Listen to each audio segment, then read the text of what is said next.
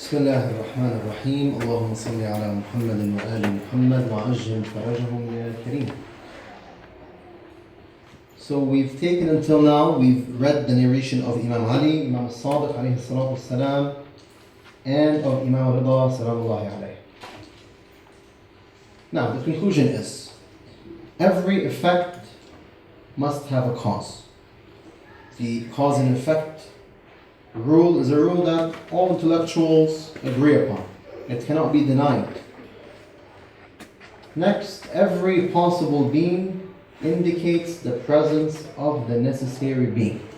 So everything in existence points to the existence of the Creator. For that reason, the poet says that Allah subhanahu wa ta'ala has an ayah, a sign in all of His creatures.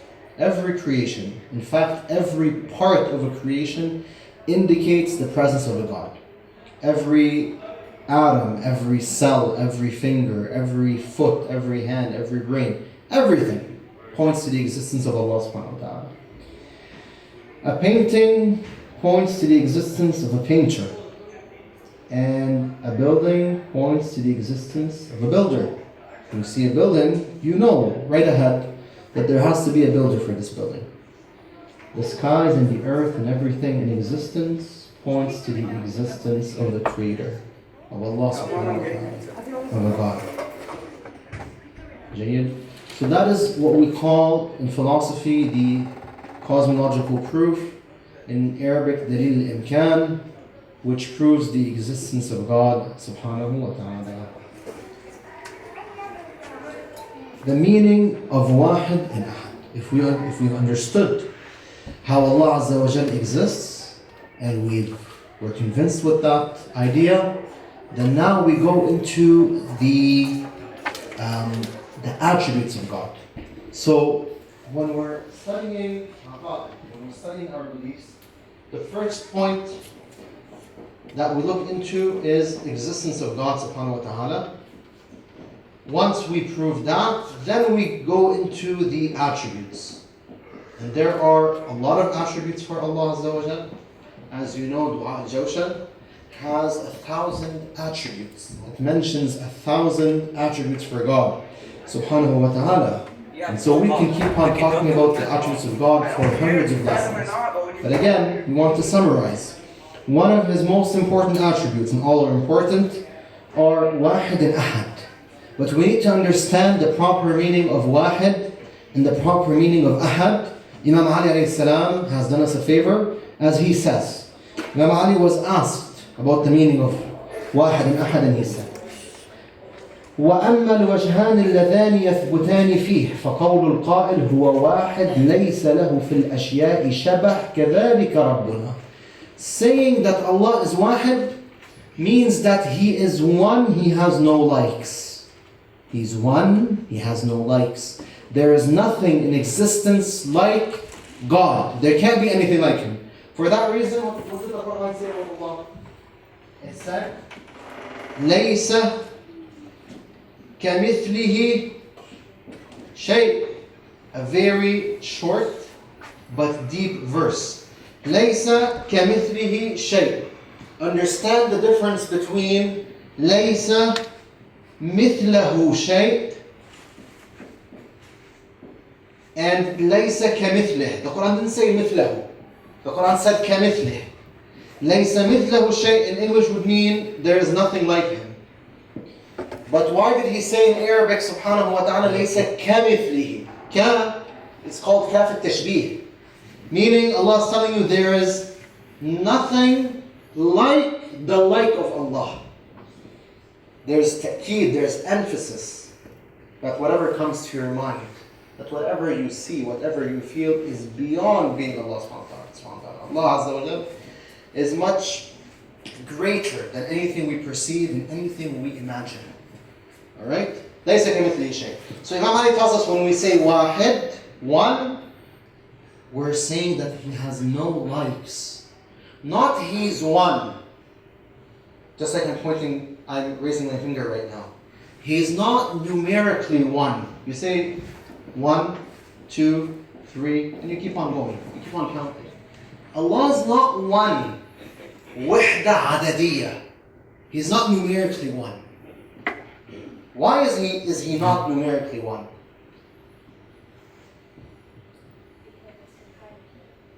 You're comparing him to his creations? Confining him, you're limiting him. Good. Bad. You can add a 1 to him.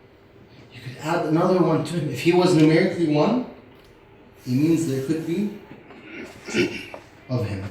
But we said it's impossible to have two of Allah. It's impossible. We're going to prove that, inshallah. So, he is not numerically one. Yes, we say in English one. We say in Arabic wahid. But that's not the meaning. Not wahda adadiyya. Realize? Not numerically one. So what's better to say? He's one, meaning he's unique. He's unique. There's nothing like. Then the Imam says, alayhi salam, he says, وَقَوْلُ الْقَائِلِ إِنَّهُ عَزَّ وَجَلَّ أَحَدِيُّ الْمَعْنَى يعني به أنه لا ينقسم في وجود ولا عقل ولا وهم كذلك ربنا عز وجل. He says, yes, you can say Allah is ahad. Ahad. Because Allah even called himself ahad in Surah Al-Ikhlas. قُلْ هُوَ اللَّهُ أَحَدٌ.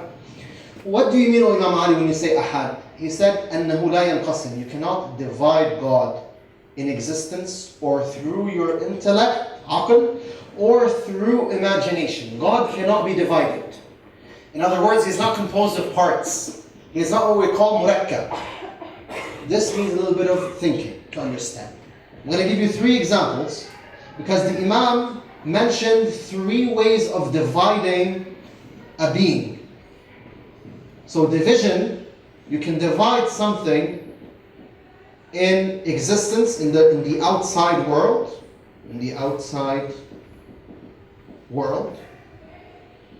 or you can divide it through your intellect, or you can divide it through your imagination. As for dividing it in the outside world, it's like dividing مثلا, a pencil into 2, breaking it into 2 parts. Or dividing a computer into parts, right? Breaking the computer into parts. Or, God forbid, cutting up the parts of a human being. Well, we're all made from parts. Anything material is made from parts. So your parts can be joined and they can be divided. So the example that we'll mention here is like breaking a pencil into 2. Breaking a pencil into 2 pieces. Now what does he mean when he says dividing him through your intellect? How can you divide something through intellect? In philosophy, in mantiq, logic, we give definitions. For example, Aristotle will define a human being to be hayawan natiq. Why are we called hayawan? Because we have similar features to animals. For example, we eat, we sleep, we mate, we drink. We have animal instincts. However, something makes us different, and that is that we think, that we can progress. The cat at the day of Adam alayhi salam is still the cat of today. Same thing. A lion in the days of Adam is like a lion today. Yes, maybe it differed in shape. Maybe the lions today are smaller, possibly. It's not a problem. But the character of the lion back then is still the character of the lion today. As for human beings, we see them that they progress. They advance. Why? Allah has given them intellect.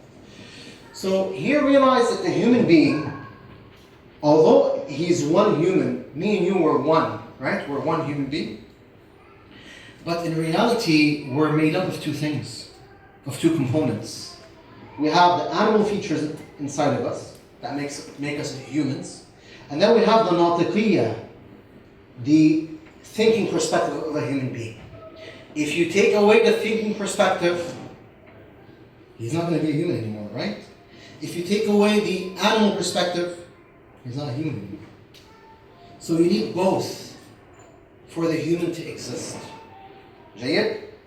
Similarly, we can do the same with other creatures. مثلا, a horse, in the science of logic, is defined to be حيوان Sahil. Hayawan Sahil. So he's an animal, but he has one character, a feature that distinguishes the horse from other animals, and that is he neighs. The horse neighs. It does what we call sahil, the sound of a horse. Right. So again, if you take away the feature of neighing, the sahil, it won't be a horse anymore. If you take away the hayawan perspective, the animal features from the horse, it won't be a horse. Imam Ali is telling you, alayhi salam, Allah Ta'ala cannot be divided in aql. Through your logic, you can't divide God into parts. You can't say Allah Ta'ala mathalan is hayawan natiq, or he is this plus that. No. But one could be confused at this point and say, you just told us that Dua al-Jawshan mentions 1,000 names for God. Right or wrong? Aren't these 1,000 names 1,000 parts for God? What do you think? They are? They're all one, right?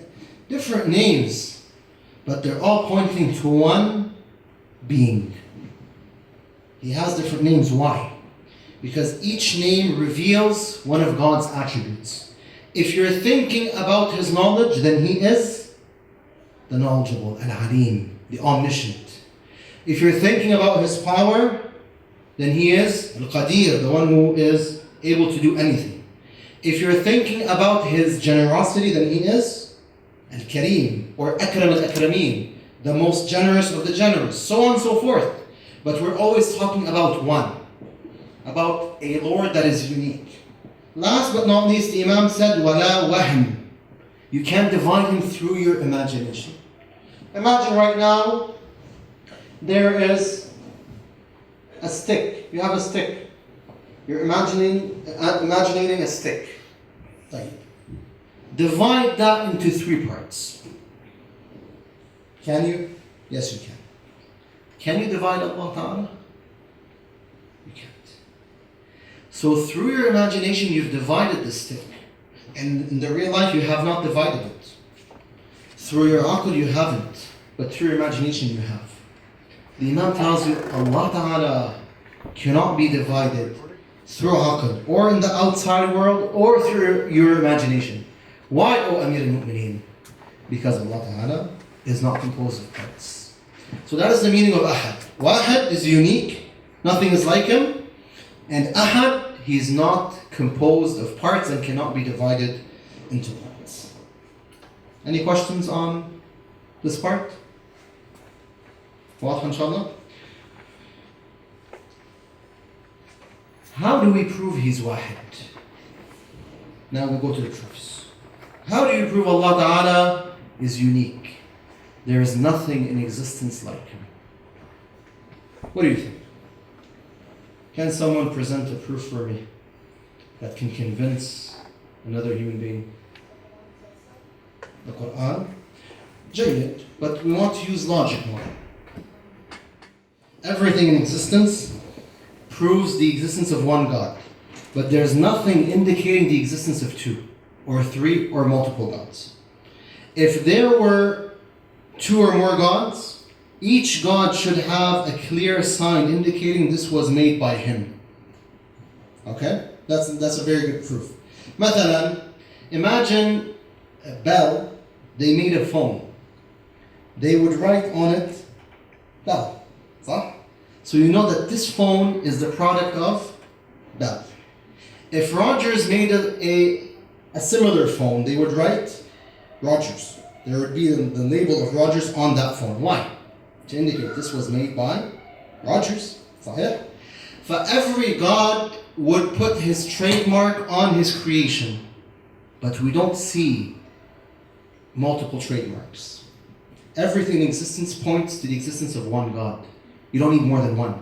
So if there was a second one, He should place a clear sign on His creations and show us this was made by God B, by the second God, for example. That's also a very strong proof. The proof we have for today has to deal with the perfection of God. summarize it, if there were two or more gods, if there were two more gods, they would not be perfect. And if they're not perfect, they're not God. How can we prove that?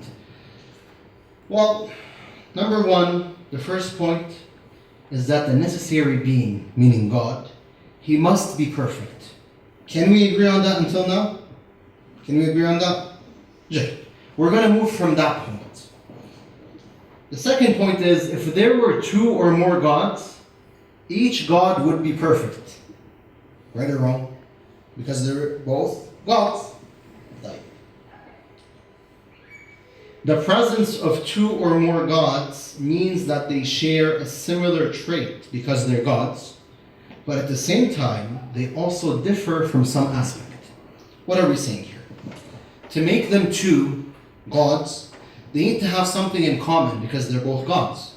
But at the same time, they need to have something different inside of them to make them two. Imagine right now, if we shared the same traits, every single trait. Our body was one, our soul was one, our beliefs were one, practices, everything about us was one. How many people would we be? How many? One. If you have two people, they have everything alike. Their body is one. Their soul is one.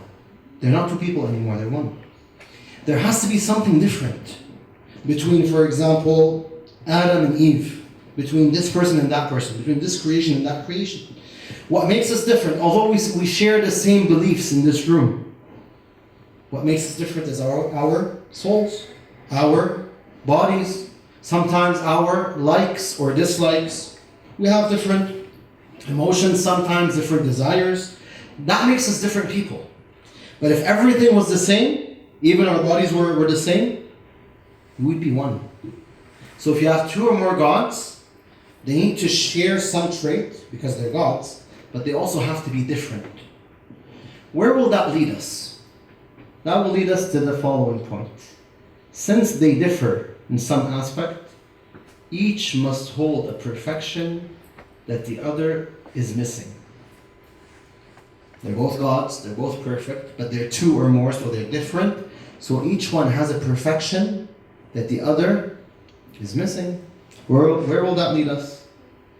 The result, all gods are imperfect and thus cannot be gods.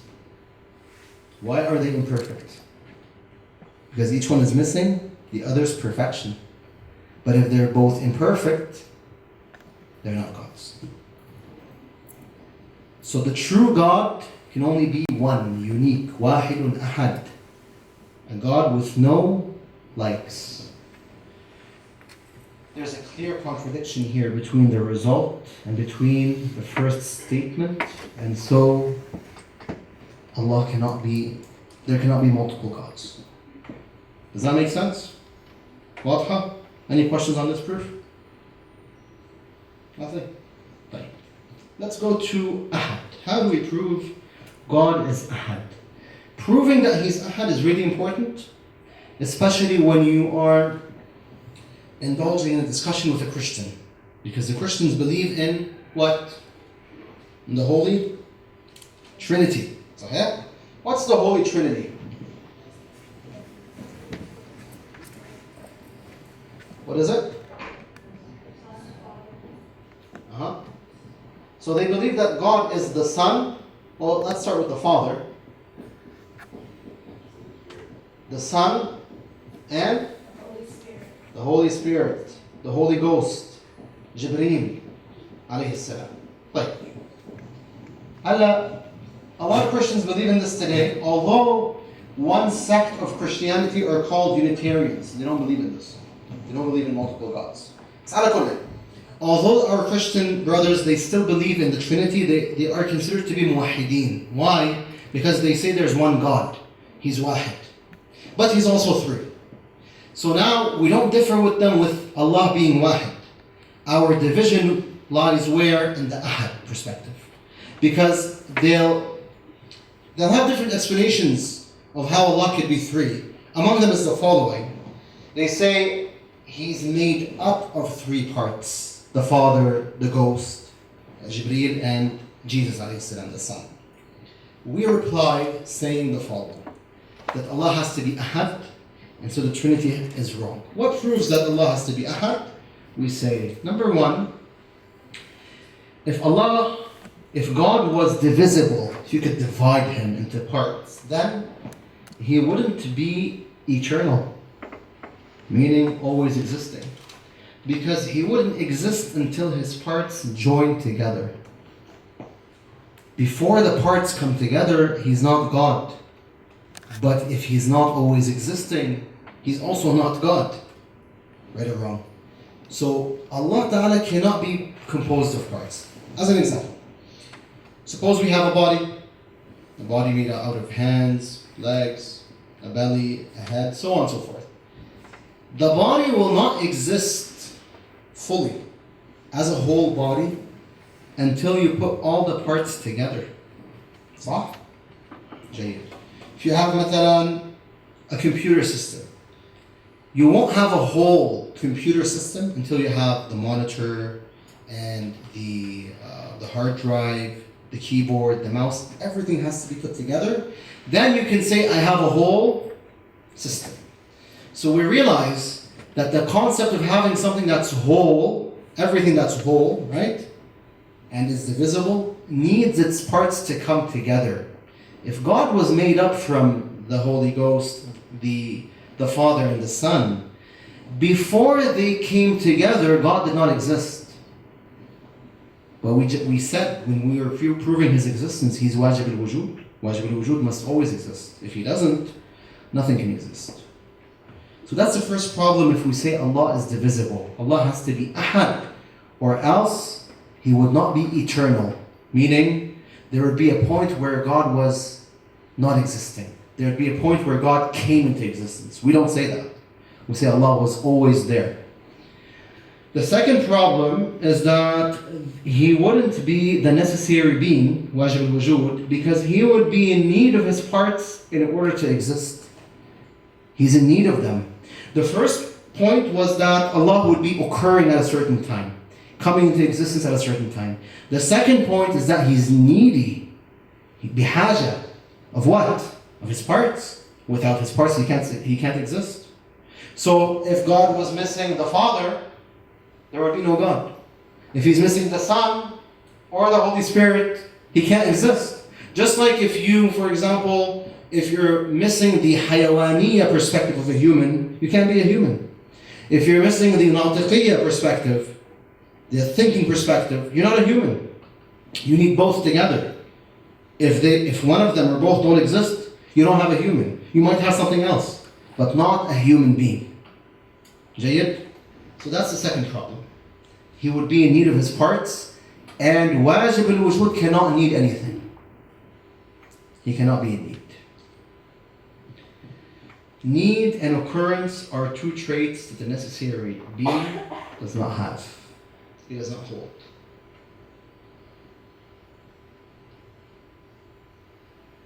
Any questions? Wahidun ahad. Is he wahid ahad? Jayyid. We're all Muslimin, alhamdulillah. Right. Result: the real God cannot be composed of parts, and thus the Trinity cannot be correct. Next.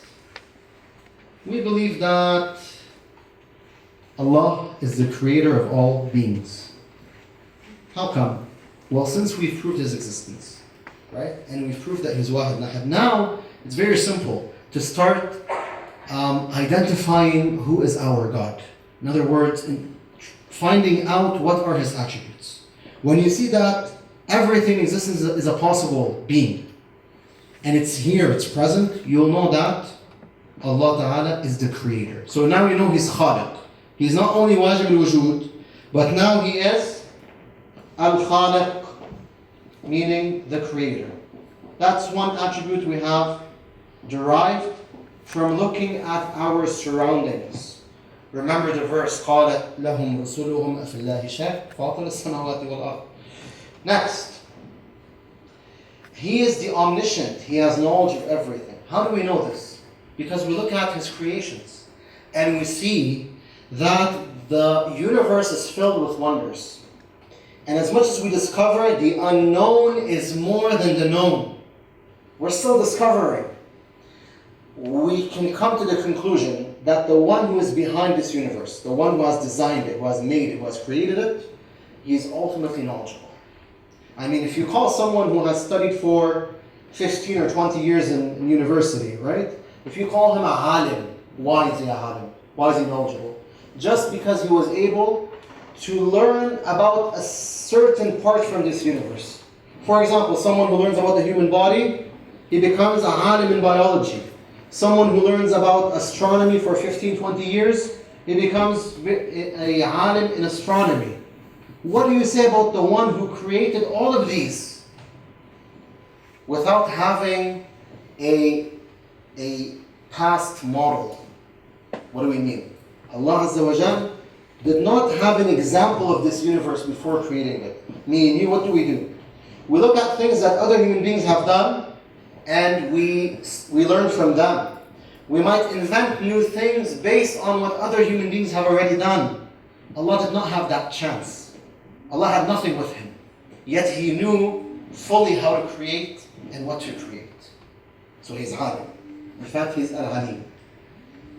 He is omnipotent. He has the power to do anything. Why? Because we see that all this universe cannot be run by someone who does not have power. He is all wise. Everything he does and commands is wise. Even if we might not know what is the wisdom behind some of his commands or some of his actions. The question is, my brothers and sisters, what is wisdom?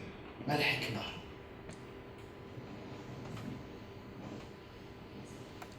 What is wisdom? Yes, Ahmed. You go through something and you experience it and you know what you should do or you shouldn't do in that certain situation. So you go through something and you learn what you should do and what you shouldn't do based on your experience. Not bad. But that definition of wisdom applies to us, cannot apply to God. Because Allah Ta'ala does not try things. Alim al-Ghayb, okay, the one who knows the unseen.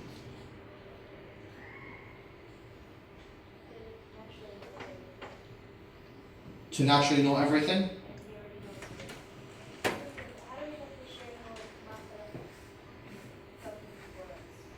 Before us?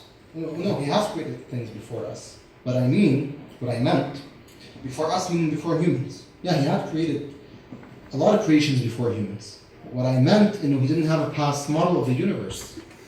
Yani there was a time, okay, or let's say there was a phase before time where nothing existed other than God. Get it? So he didn't have anyone to teach him how to do what he did. And still he knew. He didn't have anyone to present for him, this is how you make the universe. But he still knew. Get it? Okay. مثلا, some human being has invented the table. Right? I, as another human being, what do? I copy what he has invented. But Allah did not have the chance to copy anyone because there was no one there other than him. Still he knew. He had fabulous knowledge, limitless knowledge. And he still does. Get it? So what is wisdom? Yes, Haji. مقدر الأمور, so he gives everything its size. Right? Not bad. Another meaning of wisdom? Yes? I don't know if this makes sense, but to know the cause and the effect. To know the cause and the effect. جيد. That's deep. But أنا كمان مش متأكدة من جوابي، بس مش مشكلة. مثلا أحيانا الله سبحانه وتعالى حرم شيء معين لأنه ناكله. إحنا ما بناكله لسبب بس ما بنعرف الحكمة الأساسية أحيانا. هون عم ترجع لعلل الشرائع. جيد. يعني فهم كتير منيح. What are the reasons why God made this wajib or haram, right? في أشياء نحن مثلا ما بنعرف شو الحكمة إنه رب العالمين مثلا شو الحكمة من إنه خلق الكون. يعني المين purpose شو هو ليش الله سبحانه وتعالى خلق الكون. جميل. جميل. Any other answer? The answer we're going to present for today, for wisdom, is putting everything in its rightful place. That's one definition for wisdom. And that's what we mean here when we say He is all-wise. So wisdom is to put everything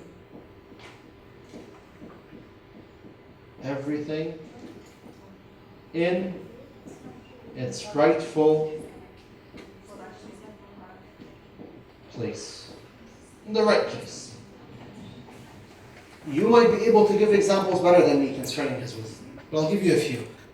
Imagine how Allah subhanahu wa ta'ala placed the earth in such a position, in the perfect position, between Mars and between Venus. Okay? A position where we can benefit from the sun to the extent where we're able to live. We're not too far away from the sun where we freeze to death. And we're not so close to the point where we melt. Imagine living on Mercury or living on Venus. What would happen to us? We'd melt. Also, look at how Allah Azza wa Jal planned that the human being will be born without teeth, without molars. If it doesn't have teeth, it can't chew. It needs sustenance. As a human being, it needs sustenance. Allah shows that its sustenance will be something very beneficial, but very easy to swallow, which is milk from its mother. Later on, the child will grow and will not be able to just feed off of milk. It's not enough for its nutrition. It's going to need vegetables, fruits, meat, so on and so forth. So Allah Ta'ala brings it. Its teeth. He sustains the baby with teeth. So everything is placed in the rightful place at the right time. Imagine Allah subhanahu wa ta'ala, as Imam Sadiq says, alayhi salam, imagine how hard life would be if you didn't have a second arm. You only had one arm. And you're, for example, a carpenter. How would you work? Right? You might tell me, but there are people who have mutations and they don't have another arm, or they have extra parts in their bodies. There's a hikmah for everything, without doubt. But generally, Allah created every human being sawiya, meaning he has the parts he needs. So there are examples, billions of examples of God's wisdom, how He puts everything in the rightful place. How, for example, there is a role for each insect in this world. There is a role for each animal. I remember once in grade 9. In grade 9 we learn about ecosystems, right? Is it still the same today? Jayid. When we were learning about ecosystems, we had to do a project. So I read in a newspaper how there was a winter that passed. And the winter, in that winter, the climate wasn't cold enough. For us, if the climate isn't cold in the winter, we like it, we enjoy it. We say alhamdulillah, right? It was a good climate. Because the climate was not cold enough, the rats that were living in Toronto did not die. So you had more rats. So realize Allah subhanahu wa ta'ala puts everything in the rightful place. Sometimes we dislike what's happening in nature. We say, oh, it's too hot, oh, it's too cold. But we don't know what's behind the scenes, what's happening. Why do we need a hot temperature sometimes? We need it to be cold sometimes. Allah Azza wa Jal, He's the mudabbir. He's the one who manages the affairs and He knows what to do.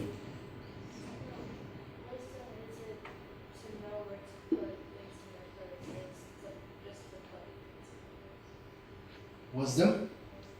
Yes, to put everything in the rightful place. Well, but in order to do that, you need previous knowledge, right? You need to know where to put it. Yeah. So when we're looking at Allah's ilm, we're looking at what He knows. When we're looking at His wisdom, we're looking at what He knows and where He puts His creatures, His creations. For that reason, what do we say, brothers and sisters? We say that everything in existence has a wisdom. because it's God's work. But we might not know why He created it. For example, we've discovered that we have millions, thousands at least, thousands of galaxies. Why are there thousands of galaxies? Allah knows best. There's a reason. We don't know it, but the Ahlul Bayt do. Allah tells them. Salawatullah alayhi. Jayyid.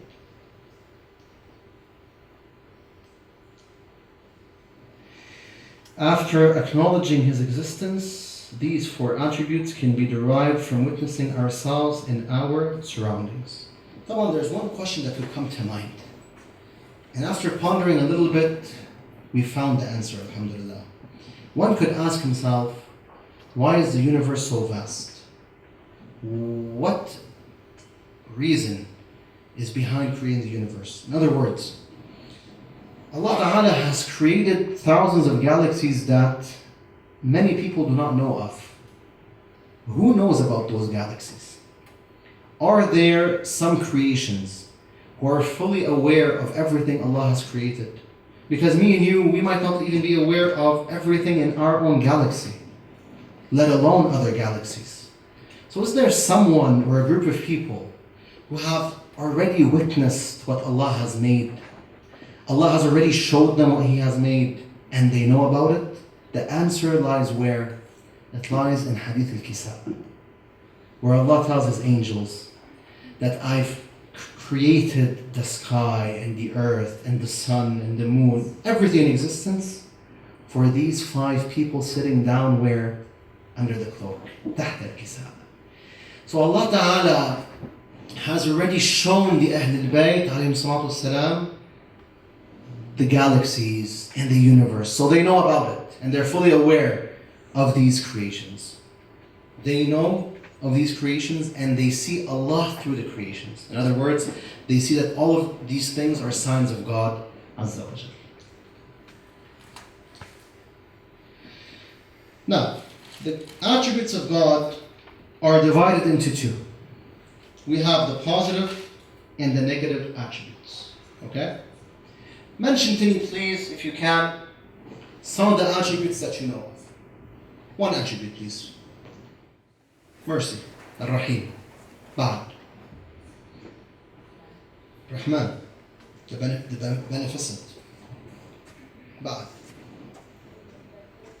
Mudabbir, the one who manages the affairs. Ba'ad. Al-Ghafur, the forgiving. Al-Quddus, Al-Kareem, the generous. Yes, sister. عفوا حجة. لطيف القدير. تفضلي. Jabbar. Al-Adil, the one who's just. But the name itself is justice. Allah is justice. Meaning He's fully just. عفوا. Al-Qadir. Qadir al-Qadir, the one who has full ability to do everything. Ahmad, give me one. عفوا. Al-Musawwir. Jayyid. The one who gives his creations their forms. Sayyid Murtada. Ghafur, they said that. Something else. Al-Badi', the one who creates his creations from nothing. Khaliq, Satar, Jayd. All of these are what? Are attributes. But we can place them all under 2 categories, 2 main categories. Attributes of, positive attributes and negative attributes. When we say positive, we mean attributes that point towards God's perfection, His kamal. Any name that leads you to His perfection is a positive attribute. What would that make the negative attributes?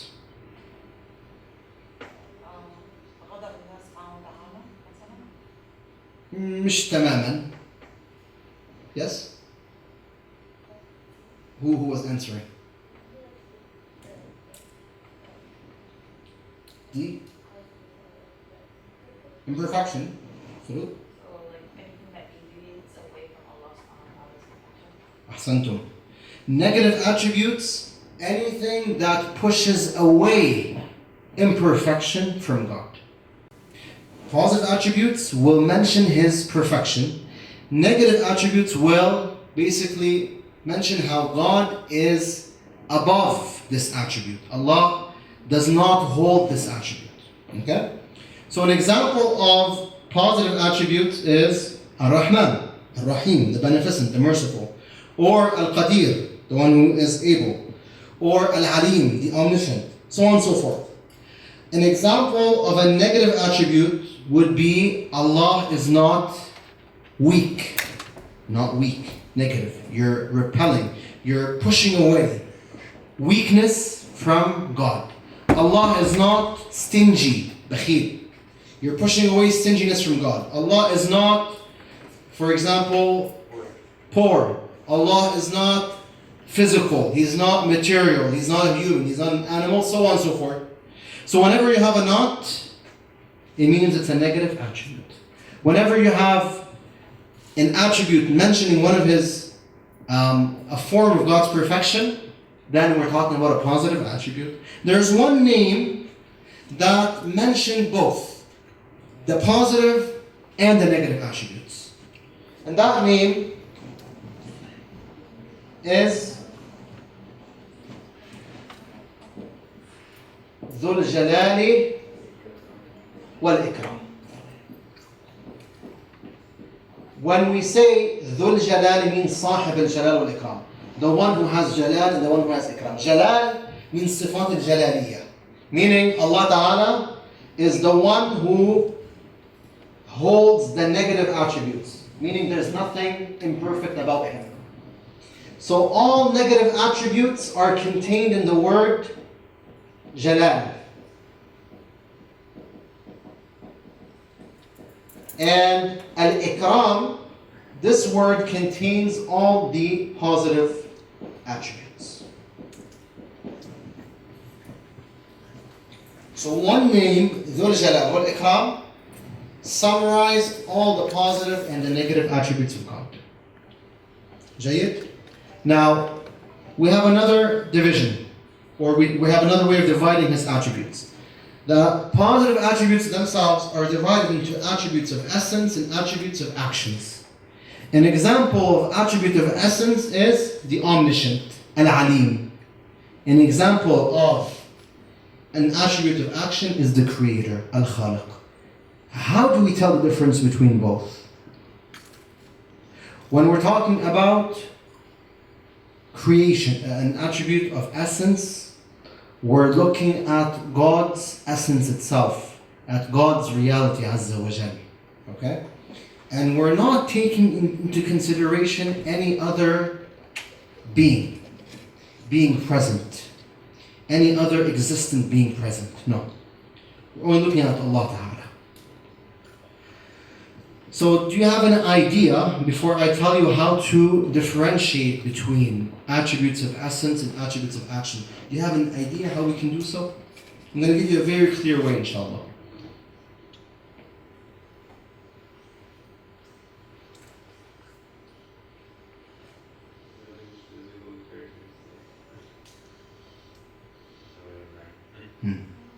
Now, we should know till now that both of them lead us to some sort of perfection, right? That's what we said, because they're both positive attributes.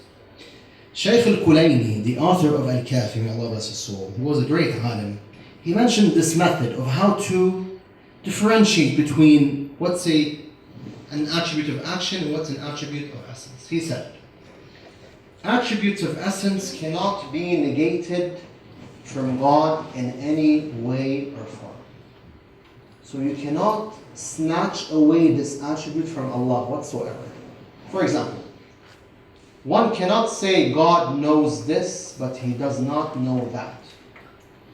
You can't say God knows mathematics, but God does not know physics. God knows astronomy, but He does not know, suppose, biology. No.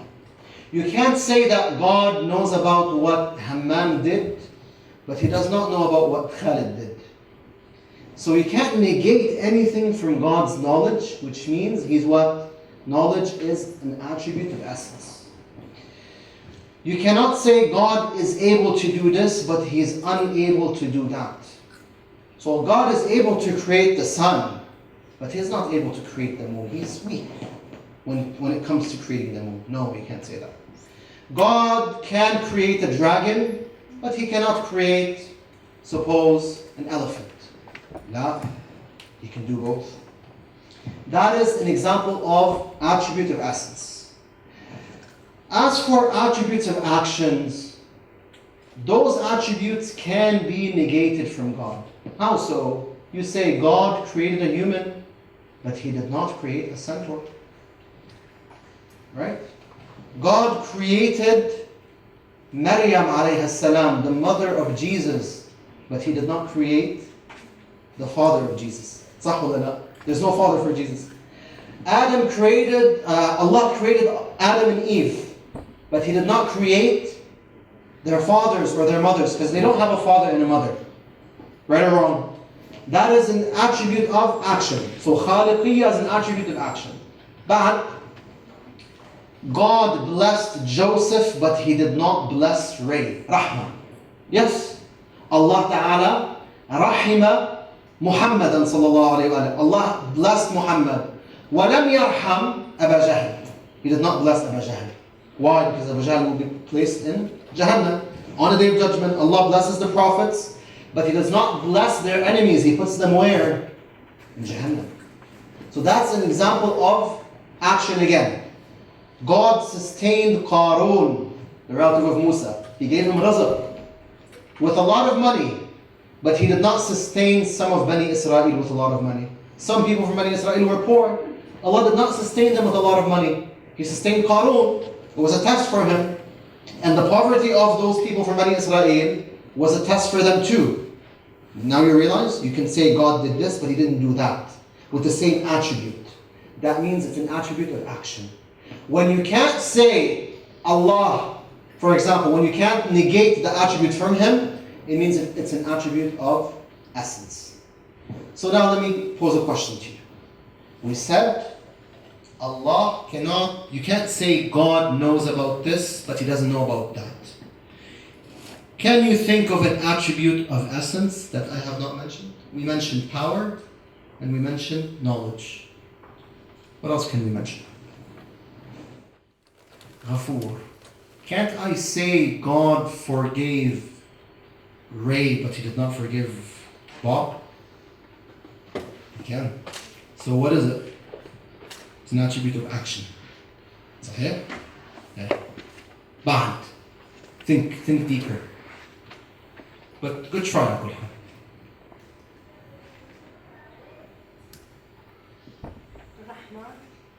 الرحمن نفس الشيء.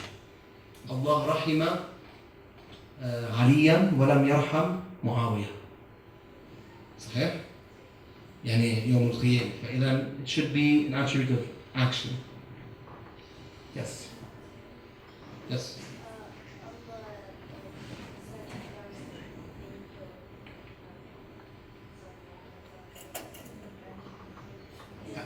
Action. صحيح؟ Yes, أفهم. Present. Bravo. Existence. You can't say God existed today, but He didn't exist yesterday. So وجود. Very nice. واجب الوجود. نعم سارة. Foreseeing. Foreseeing. Yeah. Not like seeing the future, not seeing physically, but Knowing. yeah. Knowledge. جيد. Knowledge. What else? How about life?